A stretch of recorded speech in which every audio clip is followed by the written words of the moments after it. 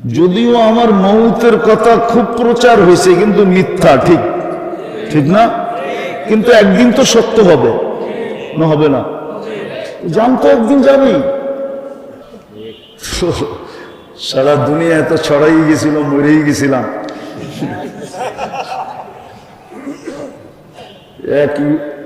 এক মিডিয়ালা এসে বলতেছে, হুজুর আমার ভিউজ হয়েছে একদিনে 25 মিলিয়ন, শুধু আপনার মরণের খবর।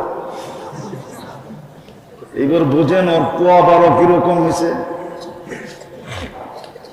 25 মিলিয়ন 24 ঘন্টায় ভিউজ হয়েছে আমার মরার খবর। দোয়া করেন আল্লাহ হায়াত দেখ। ইতিহাসের পাতায় একজন আলেমের নাম পাওয়া যায়, আব্দুর রহমান হাফফার। হাফফার বলে কবর খোদককে। ইতিহাসের পাতায় এর নাম আছে। যদি আর বাড়ি সিরিয়ায় ছিল, উনি বুড়া বয়সে আলেম হয়েছিলেন। বংশগতভাবে ওনারা কবর খোদক ছিলেন। দামেস্কের কবরে কবর খোদাই করতেন ওনারা। তো দুটা লাশকে উনি ওনার হাতে দাফন করার পরে কবরের চিত্র যেটা উনি স্বচক্ষে দেখছেন, আর দুটা লাশই এক বাড়ির ছিল। আওয়াজ না, আওয়াজ না, এক বাড়িরই ছিল দুটা লাশ। তো কবরের চিত্র দেখার পরে উনি দামেস্কের জামিয়া মাদ্রাসায় যা ভর্তি হওয়ার জন্য আবেদন করলেন। তো মাদ্রাসারা বলল, তুমি বুড়া বয়সে ভর্তি বা হবে কেন, আর এই বুড়া বয়সে শিখবেই বা কি? তো সে বলছে, না, আমি তো ভর্তি হবই হব, আর আলেম হবই হব। তো জিজ্ঞেস করছে, তোমার এত আগ্রহ কেন? তো সে পুরা কাহিনী খুলা বলছে। তো মাদ্রাসাওয়ালারা ওনাকে ভর্তি দিছেন। ওই সময় উনি যুগ শ্রেষ্ঠ আলেম হোসেন, যার হাতের অনেক লেখা কিতাব এখনো অনেক লাইব্রেরিতে রাখা আছে।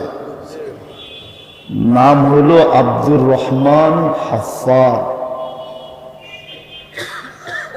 তো যদি আমরা তো বিশ্বাস করি হাফেজ যারা হলো, আল্লাহ এদেরকে জান্নাতে বিশেষ একটা শহর দিবে। শহর আমাদের যেরকম কি বলে হাতির ঝিল আছে, জান্নাতে একটা লেক আছে রাইয়ান, ওইখানে একটা শহর বানায় দিবে মিম্মারজান, মারজান পাথর দিয়া। লাহু 70 আলফা বাবান। ওই শহরে ঢুকতে হলে 70,000 গেট পার হইতে হবে। আলা কুল্লি বাবিন 70 আলফা মালাইকাতান। প্রত্যেক গেটে 70,000 ফেরেশতা থাকবে। যখন হাফেজ ঢুকবে তো প্রত্যেক গেটে ফেরেশতা একে গার্ড অব অনার দিবে। সর্বশেষ গেট যখন অতিক্রম করবে তো 490 কোটি ফেরেশতার সালাম কমপ্লিট হবে, এবং প্রত্যেক ফেরেশতা উপটোকন দিবে। সবার মুখে একটাই স্লোগান থাকবে, হাদা কিরামাতান লিল কুরআন। কোরআনকে সিনায় ধারণ করার জন্য তোমাকে এই পুরস্কারে পুরস্কৃত করা হলো। শুধু জীবনে একবার না, যতবার সে ওইখানে যাবে আর যতবার ওইখান থেকে বাহির হবে। এমনকি মা বাবা যখন ওই শহর দেখতে যাবে তো মাকে মাতৃত্বের পুরস্কার দিবে, বাবাকে পিতৃত্বের পুরস্কার দিবে, পিতা হওয়ার পুরস্কার দিবে। এবার বোঝেন যারা হাফেজ হলো ওদের মা বাবা কিরকম সৌভাগ্যবান। আরো 10 জনকে তো নিয়েই যাবে জান্নাতে। আমাদের সমাজে তো বহুত ঘর কম আছে যে ঘরে 10 জন সদস্য আছে। আগে থাকতো, এখন 10 জনওয়ালা সদস্যওয়ালা ঘর আমাদের দেশে এখন খুব কম। 10 জনকে নিয়ে যাবে।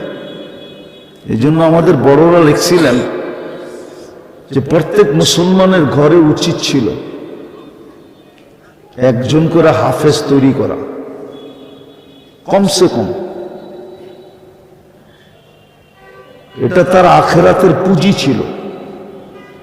আর এখানে গ্রান্টি ছিল, ওয়াজাবাত লাহুমুন নার, যাদের জন্য দোজখ অবধারিত ছিল, এরকম 10 জনকে সুপারিশ করা জান্নাতে নিয়ে যাবে, আঙ্গুল ধরা জান্নাতে নিয়ে যাবে, গ্রান্টি ছিল। কিন্তু বললাম না, দুনিয়াটা বহুরূপী, রঙ্গময়, এই জন্য বোঝা কঠিন। আর এক একজন আলেম 400 জনকে নিয়ে যাবে, আর গ্রান্টি। বাংলাদেশেও আছে নিয়ম, কিন্তু গ্রান্টি নাই। প্রেসিডেন্ট ইচ্ছা করলে প্রত্যেক ফাঁসির আসামি যদি প্রেসিডেন্টের কাছে আবেদন করে, সে ইচ্ছা করলে মাফ করতে পারে, কিন্তু করবে বলে গ্যারান্টি নেই, পারে করতে। কিন্তু এই 53-55 বছরের প্রেসিডেন্ট কয়জনকে মাফ করছেন জানি না, পেপারে পাওয়া যাবে কিনা খোঁজা। কিন্তু কিয়ামতের দিন এদেরকে মাফ, এদের উপরে গ্যারান্টি আছে। আল্লাহ এখনই গ্যারান্টি দিয়ে রাখছেন যে 10 জন তোমাকে দিমু, 400 জন তোমাকে দিমু। আবার বলে রাখছেন আর সুফাহা ও সালাত, 3 দলের বিদায় এদের পাগড়ির বড় মর্যাদা, যদিও আমার সমাজে মর্যাদা নাই। আমার সমাজে এটাকে মর্যাদার জিনিস মনে করা হয় না। যদি মনে করা হতো তাহলে ইমাম বুখারী রহমতুল্লাহ আলাইকে শেষ হাদিস এটা আনতে হতো না, এটা না আনলেও চলতো। শেষ হাদিস বাবু ওয়ানাযাউ মাওয়াযিনাল কিসতা লিয়াউমিল কিয়ামা, এই অধ্যায় আনার দরকার ছিল না, এই হাদিসও আনার দরকার ছিল না, কোনো প্রয়োজন হইতো না। বোঝা গেল 1000 বছর আগেই, আরো বেশি 1200-1300 বছর আগেই ইমাম বুখারী রহমতুল্লাহ আলাইহি বুঝা ফেলছিলেন যে একদিন আসবে এটার কোনো মূল্য থাকবে না। আসলে আমাদের সমাজে মূল্য নাই, আমাদের সমাজে মূল্য নাই। উনি জানতেন যে মূল্য হবে না, এই জন্য উনি বুখারীর শেষ হাদিস এটা নিয়ে আসছেন যে একদিন মানুষের কাছে এটার কোনো মূল্যবোধ থাকবে না। মানুষ মানুষকে মূল্যায়ন করবে দুনিয়ার মাধ্যমে। দুনিয়া যার কাছে আছে মূল্য তার আছে, দুনিয়া যার কাছে নাই তার কোনো মূল্য নাই। এটাই আমাদের সমাজের চালচলন সবকিছু। কিন্তু ইমাম বুখারী রহমতুল্লাহ এটাই বুঝাইতে চাইতেছেন যে এই বাজার বেশি দিন চলবে না, এই বাজার বেশি দিন চলবে না, অচিরেই এই বাজারটা অফ হয়ে যাবে। আর সত্য এটাই, প্রত্যেক ব্যক্তির মৃত্যুর সাথে সাথে তার বাজার অফ, চাই সে যত বড় বাজারই থাকুক। মৃত্যু হয়ে গেল, বাজার শেষ, এখন নতুন বাজার শুরু। এই জন্য ইমাম বুখারী রহমতুল্লাহ আলাইহিকে এই বাব আনতে হয়েছে। যদিও কিতাবও উনি আনছিলেন, রদ্দে জাহমিয়া, কিতাব আলা রদ্দিল জাহমিয়া, এটা একটা ফেরকা গোত্র, যদি এই নামে এখন দুনিয়াতে নাই, কিন্তু এই মতবাদের লোক আছে প্রত্যেক বাড়িতে। এই মতবাদের লোক প্রত্যেক বাড়িতে আছে, প্রত্যেক ঘরে আছে, কিন্তু এই নামে নামকরণ হিসাবে নয়, কিন্তু এরকম মত ধারণ করে। আর এটা দেখলে বোঝা যায়, দেখলে বোঝা যায়। একটা প্রমাণ দিই, বলেন ডেলি 5 বেলা কে ডাকে? কে? আরে জোরে বলেন আল্লাহ বললে সমস্যা নাই, যতবার বলবেন 40 করে নেকি পাবেন।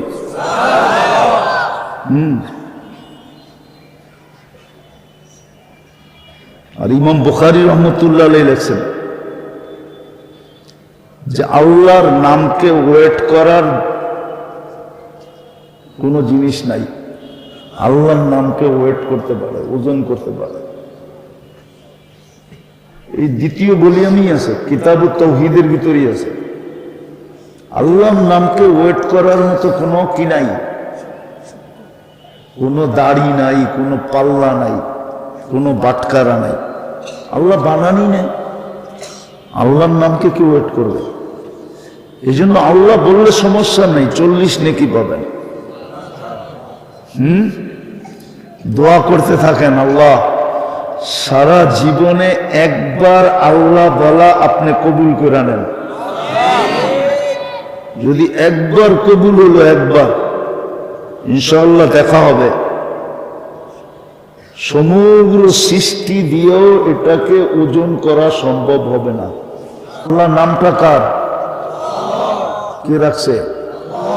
আল্লাহ নিজের নাম কি রাখছে? আল্লাহ। ওই আল্লাহ ডাকে, ঠিক না? চিনেন তো আল্লাহরে? চিনেন তো? কে? যিনি আমাদেরকে অস্তিত্ব দিচ্ছেন, ঠিক না? যিনি আমাদেরকে 24 ঘন্টা লালন পালন করেন, যিনি আমাদেরকে 24 ঘন্টা সুরক্ষা দেন। হায় হায় হায়, যার আমরা প্রত্যেক শ্বাসে শ্বাসে মুখাপেক্ষী, মুহতাজ, আনতুমুল ফুকারা। শ্বাসে শ্বাসে আমরা আল্লাহর মুহতাজ। চালায় তো চলি, না চালাইতে দিলে এক শ্বাস নেওয়ার ক্ষমতা নাই। আছে নাকি? বিশ্বাস করেন না করেন না? না, মনে হয় মনের থেকে করে না, ঠিক না? যুবক তো যৌবনের বাহাদুরির কারণে করে না। ও বলে আমার যৌবন আছে, যৌবনের বাহাদুরির কারণে এই কথাটা বিশ্বাস করে না যে শ্বাসে শ্বাসে আল্লাহর মুহতাজ। টাকাওয়ালা টাকার বাহাদুরির কারণে করে না, পদালা পদের বাহাদুরির কারণে করে না, আধিপত্যওয়ালা আধিপত্যের বাহাদুরির কারণে করে না। কসম খোদার, যতটুকু করা দরকার অতটুকু করে না। যদি করত তাহলে ওই আল্লাহ ডাকে 5 বার, মসজিদ ভরা না খালি, বাহিরে বেশি না ভিতরে বেশি? কয় গুণ বেশি? কত গুণ বলেন না? 90 গুণ বাহিরে বেশি, মাত্র 10% ভিতরে। যেই 2 নামাজের উপরে জান্নাতের গ্যারান্টি দিছিলেন, 2 নামাজের উপরে, হুজুররা একমত হবে কিনা আবার জানি না। মান সাল্লাল বারদাইন দাখালাল জান্নাহ। এইখানে ওয়াও আনেন নাই, ফাও আনেন নাই, সুম্মাও আনেন নাই, কোন হরফি মধ্যখানে আনেন নাই। ফজর আর আসর জান্নাতের গ্যারান্টি দিছিলেন, কিন্তু সবচেয়ে কম মুসল্লি ফজরে, ঠিক না? আমি তো হাদিস দিলাম, এবার কোরআন দিব। কোরআন তো বলে ইন্না কুরআনুল ফজরি কানা মাশহুদা। ফজরের নামাজ তোমার সর্বঘাটিতে তোমার পাহারাদার ছিল, সিকিউরিটি গার্ড ছিল, গার্ড। তোমাকে গার্ড দিয়ে নেওয়া যাবে। কিছু গার্ড দেখলে এমনি মানুষ রাস্তা ছেড়ে দেয়, কিছু গার্ড দেখলে কি করে? যেই গাড়ির সামনে পিছে সেনাবাহিনীর বহর দেখে, ওটা কি রাস্তা চাইতে হয় না এমনি দিয়ে দেয়? তো ফজরের নামাজ তো এরকম গার্ড ছিল। কুরআনুল ফজরি কানা মাশহুদা। কিন্তু ফজরের সবচেয়ে কম মুসল্লি, ডাকে কে? কেউ ডাকে? হায় হায়, শুধু আল্লাহ তো ডাকে না, ঠিক না? তাহলে বোঝা গেল প্রত্যেক ঘরে ঘরে এই মতবাদের মানুষ আছে যে আমলের কোনো দরকার নেই, ঈমান তো আছেই। আমি তো আল্লাহকে বিশ্বাস করি, আমলের দরকার নাই, আমলের দরকার নাই। এটাই তো মার্জিয়ারা বলে। মার্জিয়াদের এক দলই তো জাহামিয়া, ওইখান থেকে বাগ হয়ে পরে জাহামিয়া হচ্ছে। ওরাও তো এটা বলে আমলের দরকার নেই। আমার সমাজে যেরকম বলে আমলের দরকার কি, ঈমান তো আছি, আল্লাহকে তো আল্লাহ বলে মানি, আমলের দরকার নাই। এই জন্যই তো মসজিদ খালি, বাজার ভরা, মসজিদ খালি, অফিস ভরা, মসজিদ খালি, আদালত ভরা। অথচ একটা যুক্তি দিব, এই এলাকায় তো মসজিদ হওয়ার কথা ছিল না, যুক্তিতে বলে না, যুক্তিতে বলে না। ঢাকা শহরের সবচেয়ে উন্নত এলাকা কোনটা? ওইখানে কোন মানুষগুলো বাস করে? যারা নিজেদেরকে সবচেয়ে বেশি উন্নত মনে করে, ঠিক না? অ্যাবিলিটির দিক দিয়ে, ঠিক না? সত্য না? সর্বদিক দিয়ে যারা অ্যাবিলিটি রাখে ওরাই গুলশানে থাকে, ঠিক না? আচ্ছা, আল্লাহ মনে হয় গরিব, ঠিক না? আল্লাহ তো বলতে পারতো যে একটা মসজিদ, আজাদ মসজিদ দিয়া দিছি গুলশানে, দরকার হলে আরেকটা বানালো। আমার বাড়িটাও উন্নত সোসাইটিতে থাকুক, খিলগার মতো জায়গায় আমার বাড়ি দিব কেন? এটা আল্লাহর বাড়ি না? এটা কার ঘর? মসজিদ কার ঘর? আপনি আমাকে যুক্তি দিয়ে বুঝান। এই এলাকায় তো মসজিদ হওয়ার কথা ছিল না, মসজিদ হওয়ার কথা ছিল উন্নত এলাকায়। আল্লাহর চেয়ে উন্নত কে? আল্লাহর চেয়ে টপে কে? আল্লাহর চেয়ে বড় ধনী কে? আল্লাহর চেয়ে বড় শক্তিশালী কে? আল্লাহ তো অল ইন অল, সবচেয়ে পাওয়ারফুল। উনি কেন মসজিদটা খিলগায় দিল? উনি কেন মসজিদটা প্রত্যেক মহল্লায় মহল্লায় দিল? ওনার ঘরটাকে কেন দিল? উনি আমাদের দিকে চাইয়া দিছিলেন, আমাদের দিকে। এই জন্যই তো আল্লাহ কোরআনে বলছিলেন, মা গররাকা বিরাব্বিকাল কারীম, তোর দিকে তাকায় এত দয়া করলাম, তারপরে তুই আমার থেকে দূরে চলে গেলি। মা গররাকা বিরাব্বিকাল কারীম, আমার মতো দয়ালু রব থেকে তোকে দূরে সরাইল কে? তারপরও আমি ডাকতেছি, তুই আসিস না। তো ইমাম বুখারী রহমতুল্লাহ আলাইহি সর্বশেষ বাব দ্বারা, অধ্যায় দ্বারা, সর্বশেষ হাদিস দ্বারা আমাদেরকে দুটা জিনিস বুঝাইতে চাইতেছিলেন। যদিও এই কিতাব কোন এক সম্প্রদায়কে রদ করার জন্য, প্রত্যাখ্যান করার জন্য ইমাম বুখারী রহমতুল্লাহ আলাইহি নিয়ে আসছিলেন, কিন্তু উনি দুইজনকে প্রত্যাখ্যান করতে চাইছেন, আবার একটা জিনিসকে প্রমাণ করতে চাইছেন। দুটা জিনিসকে উনি প্রমাণ করতে চাইছেন, আর দুই সম্প্রদায়কে উনি ডিনাই করতে চাইছেন, রদ করতে চাইছেন।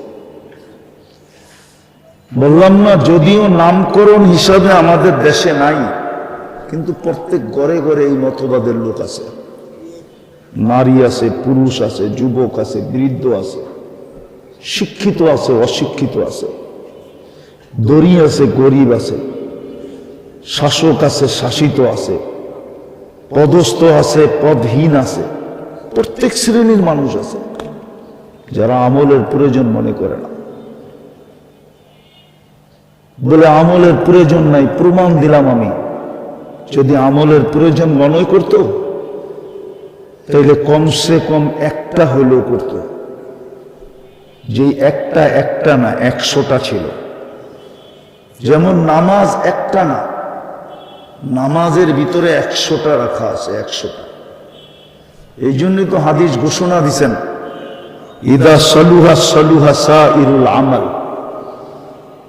নামাজ যদি আল্লাহকে কমপ্লিট করে দেখাইতে পারো, তাহলে আল্লাহর রাসূল বলে আল্লাহ তোমাকে কমপ্লিট বলে লেখা দিবে। নামাজ কমপ্লিট, জীবন কমপ্লিট। নামাজ ওকে, জীবন ওকে। নামাজ পূর্ণ, সবকিছু পূর্ণ। আর কোনটার ভিতরে আল্লাহ কুদরতি হাত লাগাইও দেখবেন না। নামাজ ওকে, ঠিক, কমসে কম একটা করতো। কিন্তু সবচেয়ে বেশি দেখা যায় দুর্বলতা এখানেই আমাদের, নামাজের প্রয়োজন মনে করে না। যদিও কে ডাকে?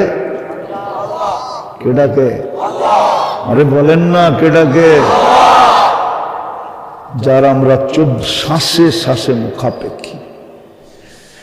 শুধু আল্লাহ ডাকে না, যিনি 99টা পদের মালিক ডাকে।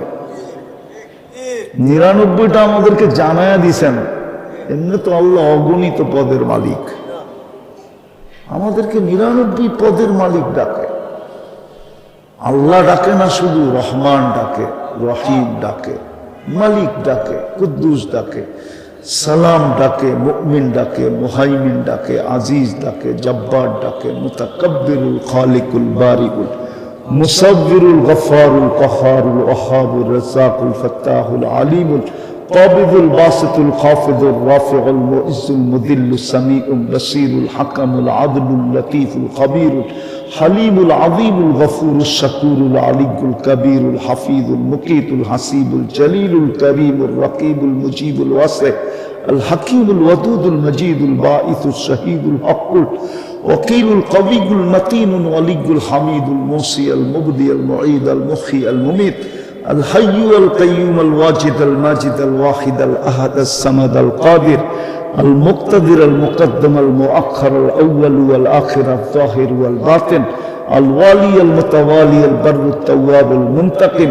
العفو الرؤوف مالك الملك ذا الجلال والإكرام المقسط والجامع والغني والمغني المانع الضار النافع النور الهادي البديع والباقي الوارث والرشيد الصبور জল্লে জালালু 99 পদের মালিক আল্লাহ ডাকে। তারপর 90 জন প্রয়োজন মনে করে না। কিন্তু ইমাম বুখারী রাহমাতুল্লাহ আলাইহি বুঝাইতে চাইতেছেন, বড় প্রয়োজন হবে ওয়ানাযাউ মাওয়াজিনাল কিসতা লিয়াউমিল কিয়ামা। হ্যাঁ, বড় প্রয়োজন হবে, কেননা তোমাকে মাপাই হবে আমলের পাল্লা দিয়া। দুটা মিটার দিয়া তোমাকে মাপা হবে, একটা হলো ঈমান আর একটা হলো আমল। ঈমানের ভিতরে কেমন ঈমান, ওটাই বলে দিয়েছেন তাওহীদ ওয়ালা ঈমান। এক সময় ছিল মানুষ তাওহীদ শিখত, এখন মানুষ তাওহীদ শিখে না। এক সময় তাওহীদের চর্চা হতো, প্রত্যেক জায়গায় জায়গায় হালকা হতো, প্রত্যেক মসজিদে মসজিদে এটার তালিম হতো, তাওহীদের তালিম। কেননা শুধু ঈমান চান না, তাওহীদ ওয়ালা ঈমান চান। ঈমান শুধু চান না, তাওহীদ ওয়ালা। মাত্রাও চান না, মাত্রা বিন্দু হোক, জাররা হোক, জাররা। কিন্তু যদি ঈমান তাওহীদ ওয়ালা হয় আর বিন্দু হয়, তাহলে আমি একটা হাদিস দিতেছি, দুটা হাদিস, হাদিসে কুদসি। আল্লাহ বলে, যদি তোমার গুনাহ দ্বারা যদি সৌরজগৎ ভরে গেল, ওয়ালাউ বালাগাত যুনুবুকা ইনানাস সামা ওয়া মা আশরাকতা বিহি, গুনাহ দ্বারা সৌরজগৎ ভরে গেল। এখন তো আপনাদেরকে আবার আমার সৌরজগৎ পড়াইতে হবে, সময় তো নাই সৌরজগৎ পড়াবো, যে সৌরজগৎটা কত বড়। আমরা তো জানি না সৌরজগৎ কত বড়, প্রথম আকাশের নিচটা কত বড় এটা আমরা জানি না। একটা ধারণা দিতেছি, আমাদের দুনিয়াতে যেরকম মহাদেশ আছে, কয়টা কয়টা এখন 7টা না 8টা? 7টা, ঠিক না? প্রথম আকাশের নিচে মহাদেশ আছে 100 কোটি। এটাকে বিজ্ঞানের ভাষায় সুপার ক্লাস্টার বলে।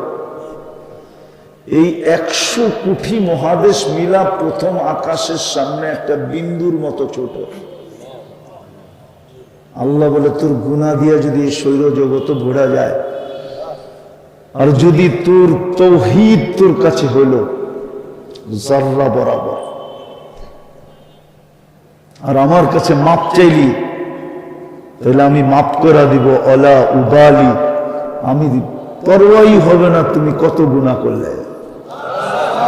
ফাস্তাগফারতানি ফাগফারতু লাকা ওয়ালা উবালি। আফসোস তো এটাই আমার, যে এই উম্মত আল্লাহ চিনল না, আর আল্লাহর আর নিজের মাঝে সম্পর্ক বুঝল না। এই উম্মত যদি আল্লাহ চিনত, আর আল্লাহর সাথে আমাদের কত ঘনিষ্ঠ সম্পর্ক এটা যদি জানতো, তাহলে এক হাদিসে আছে, আল্লাহ বলেন যে প্রত্যেকে চিৎকার দিয়া চান দিয়া দিত। অনেক এক সময় কিন্তু খুশিতে মানুষ মারা যায়, খুশিতে, ঠিক না? হার্ট ফেল করে কি খুশিতে, ঠিক না? আল্লাহ বলে খুশিতে মরে যেত, আমরা জানি না। দ্বিতীয় আল্লাহ বলে, তোর যদি মাপ চাওয়ার সুযোগ না হয়, মাপ চাওয়ার সুযোগ হইল না, লাউ আতাইতানি বিকুরাবিল আরদি খাতায়া, পুরো জমিনের পরিধি তুমি গুনাহ দিয়া ভরা দিলা, কিন্তু মাপ চাওয়ার সুযোগ হইল না। কিন্তু তাওহীদ আছে তোমার কাছে, অল্প হোক। লাউ আতাইতানি বিকুরাবিহা মাগফিরা, আমি দ্বিগুণ মাগফিরাত নিয়ে তোমার সাথে সাক্ষাৎ করব। তো যেটা ইমাম বুখারী রহমতুল্লাহ আলাইহি বুঝাইতে চেয়েছিলেন, যে উম্মতের একটা সময় আসবে আমলের কোনো প্রয়োজন মনে করবে না। যেমন আমি একটা প্রমাণ দিলাম, 90% মানুষ নামাজ পড়ার প্রয়োজন মনে করে না, 90% মানুষ রোজা থাকার প্রয়োজন মনে করে না, মুসলমানের বেশিরভাগ সংখ্যার মানুষ যাকাত দেওয়া প্রয়োজন মনে করে না, হজ করার প্রয়োজন মনে করে না, সারাদিন বক্ষণ করে আল্লাহটা। এই যুবকদের জিজ্ঞেস করেন, সারাদিনে একবার মনের থেকে আল্লাহ বলে কিনা? একবার জিজ্ঞেস করেন এদেরকে। সারাদিনে যদি একবার মনের থেকে আল্লাহ বলতো, একবার। এই মজমায় জিজ্ঞেস করেন কয়জন আছে ডেলি 100 বার আল্লাহ বলে? আমরা আল্লাহ বলা প্রয়োজন মনে করি না, যদি এটা বড় আমল ছিল, বহুত বড় আমল। আরে রাখবেন না, আমি বুঝানোর জন্য বলতেছি, আমি কারো বিরোধিতায় বলতেছি না, কাউকে ইঙ্গিত করে না। আমরা তো এই সমাজেই বড় হয়েছি, ঠিক না? এই দেশেই তো জন্ম নিছি, দাড়িটা তো এই দেশেই পাচ্ছে, ঠিক না? আমরা তো দেখি সারাদিন নাম জপতে জপতে জপতে জপতে জপতে থাকে। এর 100 ভাগের 1 ভাগও যদি আল্লাহ জপত, তাহলে মনে হয় সব কুতুব হয়ে যেত, কুতুব। অথচ দলীয় প্রধানের নাম, ব্যক্তিত্বের নাম সারাদিন এতবার জপতে থাকে, সারাদিন জপতে থাকে। অথচ আল্লাহর নাম জপা সবচেয়ে বড় ডিউটি ছিল আমাদের। হায়, কোরআন তো এটাই বলছিল, কুতিলাল ইনসানু মা আকফারা। ও মানুষ, এই জন্যই তো 96 বার বলছেন আল্লাহ আর রহমানের ভিতরে 96টা নেয়ামতের কথা বলছেন। প্রত্যেকটা নেয়ামতের পরে আল্লাহ কি বলছে? সাবিয়াইয়ে। এটার অর্থ কি? এটার আমার কাছে আরেকটা অর্থ আছে, দেখি এটা মনে লাগে কিনা। আল্লাহ এক একটা নেয়ামত বলে বলছে, আমরা বলি আমার কোন কোন নেয়ামতকে অস্বীকার করবে। আমি তর্জমা মানি, আমি এই তর্জমা মানি, কিন্তু আমি একটা তর্জমা আপনাদেরকে শোনাই। আল্লাহ যেন আমাদেরকে বুঝাইতে চাইতেছে, আমি ৯৬টা নেয়ামত তোকে দিলাম, বল তুই আমাকে কি দিলি, বল তুই আমাকে কি দিলি, बता तूने मेरे लिए क्या क्या। আমি তো ৯৬টা নেয়ামত দিলাম তোরে, তুই আমারে কি দিলি বল। উচিত ছিল সারাদিন আল্লাহর নাম নেওয়া। আজকে মুসলমানের এই দুরবস্থা কেন একটু ভাবেন। ২৫০ কোটি মুসলমান, ৬০টা মুসলিম দেশ, দুনিয়ার সবচেয়ে বড় কারেন্সি মুসলমানের কাছে, দুনিয়ার সবচেয়ে বেশি ব্র্যান্ড মুসলমান ব্যবহার করে, দুনিয়ার সবচেয়ে বেশি কাপড় চোপড় মুসলমান ব্যবহার করে, দুনিয়ার সবচেয়ে বেশি প্রসাধনী মুসলমান ব্যবহার করে, দুনিয়ার সবচেয়ে বেশি খাওয়া দাওয়া মুসলমান খায়। মুসলমানের চেয়ে বেশি আইটেম দুনিয়ার কেউ খায় না। কেউ আমাকে মিলিয়ে দিতে পারবে না। চ্যালেঞ্জ সারা দুনিয়ার মিডিয়ার সাথে আমার, কেউ আমাকে মিডিয়া দিয়ে মিলিয়ে দিতে পারবে না যে মুসলমানের চেয়ে বেশি কাপড় চোপড় কেউ পরে। আমি এই নূরবাগের মাদ্রাসার কমপ্লেক্সের ভিতরে বসে বলতেছি, আর নূরবাগ তো পুরাটাই শিক্ষিত, কেননা নূরবাগের মানুষের সামনে আমাদের শিক্ষার কোনো মূল্যই নেই। আমরা নিজেদেরকে শিক্ষিত মনে করি না। উনাদেরকে আমি জিজ্ঞেস করি, বিল গেটসের যদি কোনো একটা শার্ট $৩০০ বেশি কেউ দেখাইতে পারে, ওর জুতা আমার গায়ে। $৩০০ উপরে কোনো শার্ট নাই। কিন্তু এই নূরবাগে এরকম লোক পাওয়া যাবে, নাম বলবো না, চিনি আমি, যার একটা গেঞ্জির দাম, গেঞ্জির হাতা কাটা গেঞ্জির দাম সিঙ্গাপুরি ডলারে $১৫০০। আমরা চিনি, আমরা দুনিয়া ঘুরে বেড়াই, আমরা চিনি। মুসলমানের চেয়ে দামি জিনিস কেউ পড়ে না। তারপরে মুসলমান আজকে সারা দুনিয়া ঘৃণিত কেন, দীক্ষিত কেন, অবহেলিত কেন, লাঞ্ছিত কেন, বঞ্চিত কেন, এই দুরবস্থা কেন? যদি মুসলমানদের দুরবস্থা আমার যুবকরা না দেখতো, ওরা সারাদিন নেটে দেখতে থাকে যে ইসলাম মুসলমান মানি একটা কলঙ্ক। এই জন্য ও চুলের স্টাইল পাল্টায় ফেলছে, চুলের স্টাইল চেঞ্জ। ও জানে মুসলমান এটা একটা কলঙ্ক নাম, বিদায় আমি চুলের স্টাইলটা চেঞ্জ করে দেখি আমার মাথার থেকে কলঙ্কের তিলকটা আমি সরাইতে পারি কিনা। এই জন্য ওর পোশাক আশাক ভিন্ন, ওর চালচলন ভিন্ন, আমাদের যুবতীদের চালচলন ভিন্ন, আমার পুরো সমাজের চালচলন ভিন্ন। এলে যে উম্মতকে দাড়ি দিলেন জান্নাতে যাওয়ার জন্য, ওই উম্মত দাড়ি শেভ করে? এই উম্মতকে তো দাড়ি দিছে জান্নাতে যাওয়ার জন্য। আমি হাদিস দিতে পারি আপনাকে, যাকে আল্লাহ মুসলমানের ঘরে নিজে নির্বাচিত করলেন, আল্লাহ উম্মতে মুহাম্মদী বানাইলেন। বুঝা আমি শেষ জায়গায় চলে আসছি, জোশে জোশে অনেক লম্বা চলে গেছি। যদিও ডাক্তার এখানে বসে বড় বড় চোখ করে আমার দিকে দেখতেছে, আছে আপনাদের মজলিসে ডাক্তার আছে, ও বড় বড় চোখ করে দেখতেছে যে হুজুর তো লম্বা চলতেছে, অথচ একটু আগেই আমার রিপোর্ট চেক করে আসছে। সারা দুনিয়া এত ছড়াই গেছিল, মরেই গেছিলাম।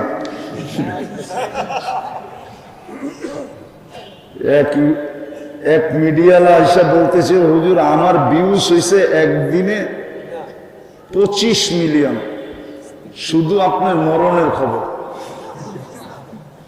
এবার বোঝেন ওর পোয়া 12 কিরকম হয়েছে। 25 মিলিয়ন 24 ঘন্টায় ভিউজ হয়েছে আমার মরার খবর। দোয়া করেন আল্লাহ হায়াত দেখ। তো ইমাম বুখারী রহমতুল্লাহ আলাইহি হাদিস আনার উদ্দেশ্য প্রথম আমাদেরকে এটা বোঝানোর জন্য যে দুটা জিনিস লাগবে, একটা তাওহীদ আর একটা আমল। এই দুটা দিয়ে দুনিয়াতে কি দিয়া মূল্যায়িত হইল এটা বিষয় না। ইমাম বুখারীর কাছে এটা বিষয় না দুনিয়ায় কে কোন জিনিস দ্বারা মূল্যায়িত হলো, দামি হলো, এটা ইমাম বুখারীর বিষয় না, আল্লাহরও বিষয় না, রসুলেরও বিষয় না। ওনার বিষয় হলো যে দুটা দিয়া মূল্যায়িত হবে, একটা হলো তাওহীদ আর একটা হলো কি আমল। আরেক দল আছে আমাদের ভিতরে, এটাও প্রত্যেক বাড়ি বাড়ি আছে, এটাও প্রত্যেক বাড়ি বাড়ি আছে। এই জন্য আমাদের সমাজে একটা কথা প্রচলিত আছে, আরে হুজুররা কয়, হুজুররা বলেই, হুজুরগো কামই বলা, ঠিক না? ওরা এটা মানতে চায় না যে আমল মাপবে। ওরা বলবে এটা আমার মাপবে কি করে? ইমাম বুখারী রহমতুল্লাহ আলাইহি দ্বিতীয় দলকে বুঝাইতে চাইতেছেন, ওয়ানাজাউ মাওয়াদিন আল কিসত। তোমাদের কাছে যদি মাপার জন্য এত যন্ত্র হতে পারে, তোমরা বাতাসের গতি মাপতে পারো, তোমরা যদি বলের গতি মাপতে পারো, তোমরা যদি বলারের গতি মাপতে পারো, স্পিরিট মাপতে পারো, তোমরা যদি তাপ মাপতে পারো, তোমরা যদি শীতের তাপ মাপতে পারো, তোমরা যদি এত কিছু পারো, তাহলে তোমাদেরকে ব্রেনটা যে আল্লাহ দিছে ওই আল্লাহ কত কিছু পারে। ইমাম বুখারী রহমতুল্লাহ আলাইহি দ্বিতীয় দলকে বুঝাইতে চাইতেছে যে আল্লাহ কালকে মাইপা দেখায় দিবে। মাইপা কি করবে? মাইপা এরকম পাল্লা দিয়া মাপবে যেটার থেকে সূক্ষ্ম আর কিছু নাই। তোমাদেরটার কত সূক্ষ্ম, আল্লাহর চেয়ে 100 কোটি গুণ বেশি সূক্ষ্ম। আল্লাহ মাইপা দেখায় দিবে। এই দলকে ইমাম বুখারী রহমতুল্লাহ আলাইহি বুঝাইতে চাইতেছে যে আমল আল্লাহ মাইপা তোমাকে দেখায় দিবে, এটাই সত্য। এই জন্য আবার উনি আমলের ওয়েটও দেখায় দিয়েছেন যে দেখো শব্দ কিন্তু দুইটা, কিন্তু দুইটা হইলে কি হবে? সুবহানাল্লাহি ওয়া বিহামদিহি একটা, ওয়া সুবহানাল্লাহিল আযীম আরেকটা। শব্দ কিন্তু দুটা, কিন্তু ওজন কতটুকু, এটার ভ্যালু কতটুকু, এটা উনি দেখায় দিয়েছেন যে বিলকুল সহজ, বিলকুল সহজ। খফিফাতানি আলাল লিসান, কিন্তু প্রিয় আল্লাহর কাছে কিরকম? হাবিবাতানি ইলার রহমান, আল্লাহর কাছে অবর্ণনীয় প্রিয়। সাকিলাতানি ফিল মিজান, মিজানের পাল্লায় বড় ওয়েট। আমাদের উচিত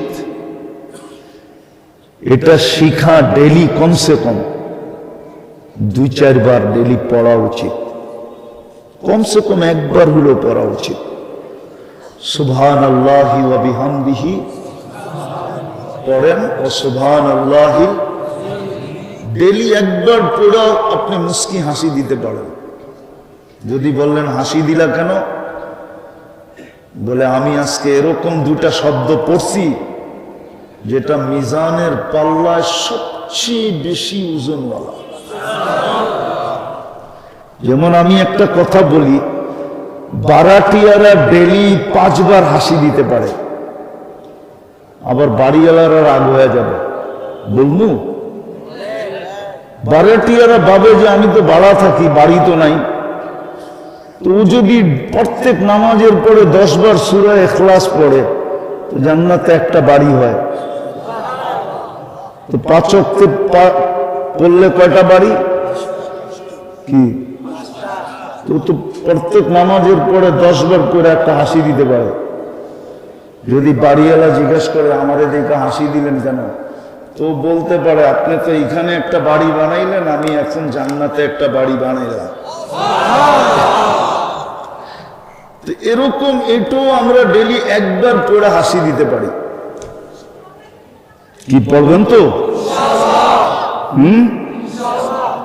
আর আমার ছেলেদেরকে আমি বলবো একটা কথাই বলবো, যদিও কথা বলার দরকার ছিল বেশি, কিন্তু শরীর অনুমতি দিতেছে না, এই জন্য বলতেছি না। একটা কথাই বলবো ছেলেদেরকে, যে জান যাইতে পারে কিন্তু আহলে সুন্নাত ওয়াল জামাতের বাহিরে কখনো যাবে না। জান চলে যেতে পারে, জান তো যাবেই, জান তো আজ যাক আর কাল যাক, ঠিক না? যদিও আমার মৌতের কথা খুব প্রচার হয়েছে কিন্তু মিথ্যা, ঠিক ঠিক না? কিন্তু একদিন তো সত্য হবে, না হবে না? জান তো একদিন যাবেই,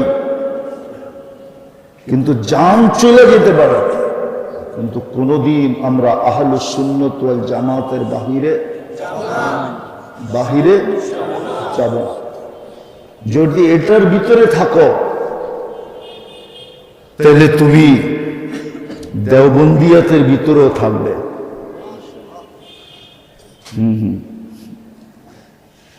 কথা বলতে মনে চায়, এই জন্য একটু বলতেছি, কষ্ট হোক আর যাই হোক। দেওবন্দকে ধরে রাখা মানি হলো এক হাদিসকে ধরে রাখা। কি হাদিসে হয়েছে, আলাইকুম বিসুন্নতি ওয়া সুন্নাতিল খুলাফাইর রাশিদিন আল মাহদিয়িন। আল্লাহ রসুল বলে আমার সুন্নত এবং খোলাফায়ে রাশিদিনের সুন্নতকে মজবুতির সাথে ধরে রাখো। আর আল্লাহ দারুল উলুম দেওবন্দ তৈরি করছেন এই 4 খোলাফার সন্তান দিয়া। কয়জনে খোলার সময় নেই, আমি নাম দিয়ে মিলাই দিতে পারবো। এই 4 জনের সন্তান দিয়ে আল্লাহ দারুল উলুম দেওবন্দ তৈরি করছেন। আবু বকর সিদ্দিক রাদিয়াল্লাহু তাআলা আনহুর সন্তান, ওমর রাদিয়াল্লাহু তাআলা আনহুর সন্তান, ওসমান রাদিয়াল্লাহু তাআলা আনহুর সন্তান, আর আলী রাদিয়াল্লাহু তাআলা আনহুর সন্তান। এই জন্য তো শিব্বির আহমদ ওসমানী, এই জন্য তো হুসাইন আহমদ মাদানী। বাকি 2টা শোনায় দিলাম, বাকি 2টা পরে শোনায় দেবেন। এই 4 জনের সন্তান দিয়ে আল্লাহ দারুল উলুম দেওবন্দকে তৈরি করছেন। যে আহলে সুন্নতুল জামাতকে আঁকড়ায় ধরে রাখবে সে দেওবন্দকেও ধরে রাখবে, আর আহলে সুন্নতুল জামাতকে ধরবে না সে দেওবন্দকেও ধরবে না। আচ্ছা, আরেকটা কথা মনে উঠল, অনেক সময় আমাদের সমাজে দেখা যায় যে ইমাম বুখারী রহমতুল্লাহ আলাইহিকে এত উপরে উঠায় যে অন্য অন্য ইমামদেরকে পায়ের নিচে নিয়ে যায়। কি মনে হয় বুঝাইতে পারলাম না? ইমাম বুখারীকে এত উপরে উঠায় অন্য অন্য ইমামদেরকে পায়ের নিচে নিয়ে যায়। অথচ একটাই দেখাই, আবু হানিফা রহমতুল্লাহ আলাইহির জন্ম 80 হিজরিতে। কত? উনার ইন্তেকাল 150 হিজরিতে। আর 150 হিজরি পর্যন্ত সাহাবাদের দৌড়, ঠিক আছে? আরো 44 বছর যোগ করেন, কত হবে? 194 হিজরিতে ইমাম বুখারী রহমতুল্লাহ আলাইহির জন্ম। আবু হানিফা রহমতুল্লাহ আলাইহির মৌতেরও 44 বছর পরে জন্ম। কার? ইমাম বুখারী রহমতুল্লাহ আলাইহি। যে 44 বছর আগে মারা গেছে, ইমাম তিরমিজি রহমতুল্লাহ আলাইহির কথা মতো, যে আমার চেয়ে যে বয়সে 1 দিন বড় সে আমার চেয়ে বেশি কয়েকশো গুণ বেশি মঙ্গল রাখে। বলছে কেন? বলছে সে আল্লাহর রসুলের জমানার আমার থেকে একদিন আগে। অথচ আবু হানিফা রহমতুল্লাহ আলাইহি পুরা সাহাবাদের জামানা পেয়েছে। আরেকটা মজার খবর শুনানো, শেষ হাদিস যেটা পড়লো আশকাব, যেটা আশকাব কি রাবির নাম কি, আহমদ ইবনে আশকাব, ইনি আবু হানিফা রহমতুল্লাহ আলাইহির ছাত্র, ইনি কুফি। ইনি কি ইমাম বুখারী রহমতুল্লাহ আলাইহির শেষ হাদিসও আনছেন আবু হানিফা রহমতুল্লাহ আলাইহির ছাত্রের থেকে। আবার বুখারীর যে প্রথম হাদিস এই ইন্নামাল আমালু বিন্নিয়াত, এই প্রথম রাবি ও হুমায়দি, এই হুমায়দিও আবু হানিফা রহমতুল্লাহ আলাইহির ছাত্র। আমি আসমাউল রিজালের উপরে তকরির করতে চাইতেছি না, এখন মহলই নেই, ছেলেদের ভিতরে এতটুকু যোগ্যতাই নাই। এই হুমায়দিও আবু হানিফা রহমতুল্লাহ আলাইহির ছাত্র আবু হানিফা রহমতুল্লাহ আলাইহির দাদা ওস্তাদ। যারা বলে যে ইমাম বুখারী রহমতুল্লাহ আলাইহি আবু হানিফার উপরে আঙ্গুল উঠাইছেন, আবু হানিফা রহমতুল্লাহ আলাইহি আমাদের মতো বেয়াদব ছিলেন না। উনি যদি বেয়াদব হইতেন তাহলে আল্লাহ ওনাকে এত বড় মাকামে উঠাইতেন না। দাদা ওস্তাদের মর্যাদা ওনার কাছে ছিল। বিদায় যতটুকু বললাম, চলেন তাওহীদ আর আমল এটাকে আঁকড়ায় ধরি। যত বেশি এটাকে আলিঙ্গন করব, যত বেশি আঁকড়াবো। দুনিয়ার জীবন কয়দিন নাই, মিলল কিছু। ক্ষুদাই জীবন শেষ হয়ে গেল।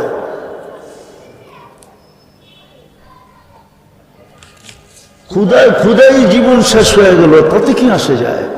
কয়দিন দুনিয়া চলে যাবে। কিন্তু তাওহীদ আর আমলের সাথে যদি দুনিয়া থেকে বিদায় নিতে পারলাম, তাহলে কালকে আল্লাহর কাছে বড় মর্যাদা পাবো। আল্লাহ আমাদেরকে বুঝার তৌফিক দান করেন। ওমা আলাইনা ইল্লাল বালাগ। হ্যাঁ, অবশ্যই আসেন। পরে দেওয়া হবে।